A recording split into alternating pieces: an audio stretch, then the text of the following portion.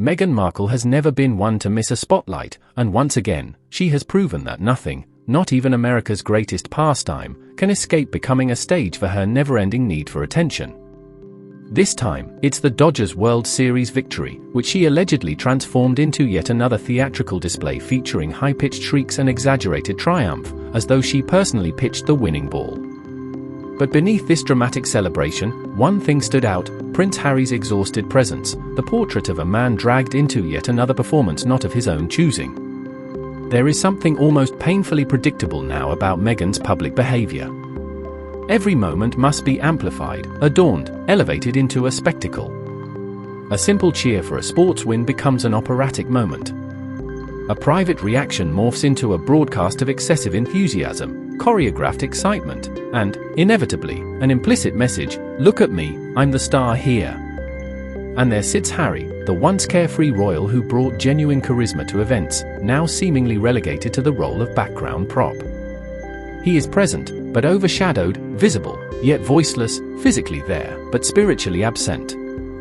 Her celebration isn't about baseball, the Dodgers, or even genuine joy, it's about orchestration. Manufactured hype. Another tableau where Meghan must be the main character, and Harry, ever loyal, must play along whether he feels it or not. This moment isn't an isolated incident. It's a pattern. A relentless cycle in which Meghan's energy appears less about living life and more about performing it. And performance, for her, is never subtle. Subtlety doesn't command attention. Subtlety doesn't scream, "Remember me, I'm still here, still relevant, still the one you should be watching." What becomes concerning is not the noise itself, plenty of fans celebrate loudly, but the unmistakable theatricality, the sense that every reaction is curated for maximum effect. It is emotional branding disguised as enthusiasm. A shriek is not a shriek, but a publicity moment. Joy is not joy, but narrative control. Meghan seldom reacts, she presents. And in the middle of that spectacle stands Harry, the man who once represented steady dignity and reserved charm. The prince who once cut ribbons for charities with sincerity and shook hands with soldiers with gravity now looks like a reluctant participant in the Meghan show. The Hollywood glimmer he once found refreshing now seems to weigh on him like a gilded anchor. He traded royal constraints for personal ones, less formal, perhaps, but no less suffocating. It is not that Harry is incapable of enthusiasm, we've seen him genuinely animated before. The Invictus Games, military engagements, charitable causes, he lights up with authenticity. But here, in these forced celebratory theatrics, he appears drained, detached, even tormented by the need to match Meghan's fever-pitch exuberance. There is a difference between being spirited and being consumed by theatrics, and Meghan continues to blur that line until Harry disappears somewhere behind her spotlight. The tragedy of this dynamic lies not only in what it suggests about Meghan, but what it reflects about Harry's evolution, or rather, erosion. We are witnessing a prince who once had his own identity, now seemingly folded into someone else's storyline. He is no longer the soldier prince, the mental health advocate, the beloved red-haired royal whose very presence evoked warmth. He is the supporting actor Meghan's ongoing bid for perpetual attention.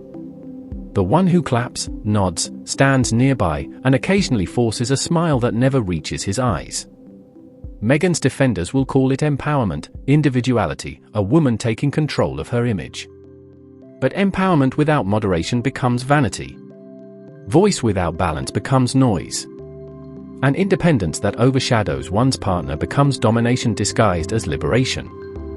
A shared moment becomes a solo performance where one person's exuberance overshadows another's comfort. It is telling that Meghan appears to thrive most in moments where she can command emotional energy. The louder the stage, the more radiant she tries to appear. But royalty, for all its faults, once anchored Harry in duty, restraint, purpose. Now, it feels as though every public outing risks becoming another dramatic display crafted to keep Meghan in headlines, relevance by sheer volume, literally. We must ask, is Meghan celebrating life, or performing success? Is she supporting her husband, or overshadowing him? Is this spontaneity, or strategic theatrics marketed as joy? Prince Harry once sought refuge from a palace he felt trapped in.